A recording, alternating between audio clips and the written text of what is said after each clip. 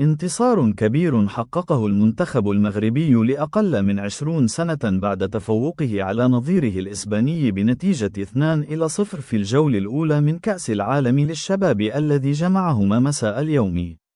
ورغم أن الشوط الأول انتهى بالتعادل السلبي، إلا أن أشبال الأطلس دخلوا الشوط الثاني بعزيمة أكبر، حيث افتتح ياسين زبيري التسجيل في الدقيقة 54 بعد هجمة منظمة استغلها بشكل مثالي، قبل أن يضيف غيث ياسين الهدف الثاني بعد 4 دقائق فقط، دال 58، ليحسم النتيجة لصالح المنتخب المغربي.